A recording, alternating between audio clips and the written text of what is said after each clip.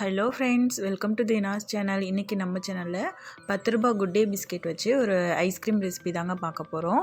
அது எப்படி செய்யணும்னு வீடியோவில் பார்க்கலாம். அதுக்கு முன்னாடி நம்ம சேனல் நீங்கள் புதுசாக பார்க்குறீங்கன்னா சப்ஸ்கிரைப் பண்ணிக்கோங்க. பக்கத்துலேயே இருக்க பெல் ஐக்கானையும் கிளிக் பண்ணிக்கோங்க. அப்போ தான் நான் போடக்கூடிய நியூ வீடியோஸ் எல்லாம் நோட்டிஃபிகேஷனாக வரும். இப்போ வாங்க எப்படி செய்யலான்னு வீடியோக்குள்ளே போய் பார்க்கலாம். இப்போ நம்ம ஐஸ்கிரீம் பண்ணுறதுக்கு நான் 10 ரூபாயில் ஒரே ஒரு குட் டே பிஸ்கெட் பேக்கெட் மட்டும் எடுத்துருக்கேங்க. அதை இந்த மாதிரி மிக்ஸி ஜாரில் 2-3 உடச்சி சேர்த்துக்கோங்க. சுகர் ஒரு 5 டேபிள் ஸ்பூன் அளவுக்கு சேர்த்துக்கோங்க, கரெக்டாக இருக்கும்.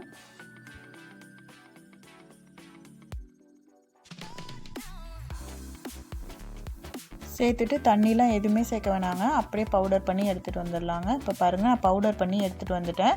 இப்போ ஸ்டவ் ஆன் பண்ணி ஒரு கடாய் வச்சுக்கோங்க. அதில் 1/2 லிட்டர் அளவுக்கு பால் சேர்த்துக்கோங்க. திக்கான பாலாக இருந்தால் சேர்த்துக்கோங்க. இப்போ இது இந்த மாதிரி ஒரு டைம் பொங்கி வந்ததுக்கப்புறமா சிம்மில் வச்சுட்டு நம்ம அரைச்சி வச்சிருந்தோம் இல்லையா பிஸ்கெட் பவுடர், அதை இதில் கொஞ்சம் கொஞ்சமாக சேர்த்து நம்ம கலந்து விட்டுக்க போகிறோங்க. இந்த மாதிரி சேர்த்துட்டு கைவிடாமல் கலந்து விட்டுக்கிட்டே இருங்க. இது கொஞ்சம் நேரத்தில் நல்லா திக்காகி வருங்க. இந்த மாதிரி நல்லா கலந்து விட்டதுக்கப்புறமா இதில் 2 டீஸ்பூன் போல் கொக்கோ பவுடர் சேர்த்துக்கோங்க. ஏன் கொக்கோ பவுடர் சேர்க்குறோம் அப்படின்னா, நம்ம இதை சாக்லேட் ஐஸ்கிரீம் மாதிரி பண்ண போகிறோங்க. அதுக்காக தான் கொக்கோ பவுடர் சேர்த்துக்கிறோம். கொக்கோ பவுடர் இல்லை அப்படின்னா அதுக்கு பதிலாக ஒரு டெய்ரி மில்க் சாக்லேட் 10 ரூபாயில் ஒன்று யூஸ் பண்ணிக்கோங்க, கரெக்டாக இருக்கும். இப்போ பாருங்கள், நல்லா கலந்து விட்டதுக்கப்புறமா நல்லா திக்காயிடுச்சு. இப்போ ஸ்டவ் ஆஃப் பண்ணிவிட்டு நல்லா ஆற வச்சிடலாங்க. ஆறினதுக்கப்புறமா இந்த மாதிரி மிக்ஸி ஜாரில் போட்டு இது நல்லா அடித்து எடுத்துக்க போகிறோம். ரொம்ப கட்டியாக இருந்துச்சு அப்படின்னா இதில் 1 டீஸ்பூன் போல் காய்ச்சி ஆற வச்ச பால் கூட சேர்த்து நீங்கள் இந்த மாதிரி நல்லா ஸ்மூத்தாக அரைச்சி எடுத்துக்கலாங்க.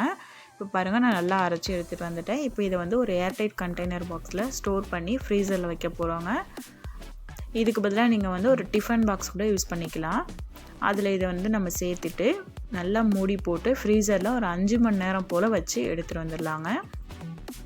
இப்போ 5 மணி நேரத்துக்கு அப்புறமா நம்ம பார்க்கலாம் என்ன பண்ணலான்னு.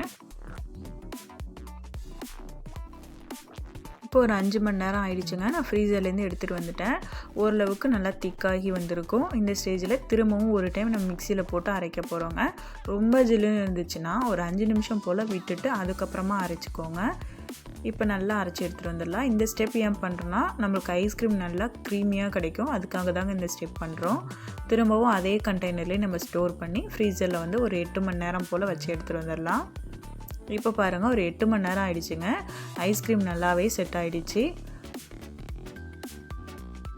ஐஸ்கிரீம் ஸ்கூப் இருந்தாலும் அதுலேயும் எடுத்துக்கலாங்க. அது இல்லைன்னா இந்த மாதிரி ஒரு குழம்பு கரண்டி எடுத்துக்கோங்க. அதை தண்ணியில் இந்த மாதிரி நனைச்சிட்டு எடுக்கும்போது ஐஸ்கிரீம் நமக்கு ஒட்டாமல் சூப்பராக வருங்க. ரொம்ப கட்டியாக இருந்ததுன்னா ஒரு 5 நிமிஷம் போல் வச்சுட்டு அதுக்கப்புறமா எடுங்க, ஈஸியாக எடுக்க வரும்.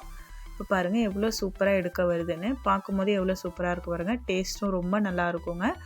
இந்த டைமில் நம்ம வீட்டில் இருக்கக்கூடிய பொருட்கள் வச்சு இந்த மாதிரி ஐஸ்கிரீம் செஞ்சு பசங்களுக்கு கொடுங்க, ரொம்பவே விரும்பி சாப்பிடுவாங்க. இந்த வீடியோ உங்களுக்கு பிடிச்சிருந்தா லைக் பண்ணி ஷேர் பண்ணுங்கள். மறக்காமல் நம்ம சேனலை சப்ஸ்கிரைப் பண்ணிக்கோங்க. நான் இன்னொரு இன்ட்ரெஸ்டிங்கான வீடியோஸில் உங்களை மீட் பண்ணுறேன். Thank you friends.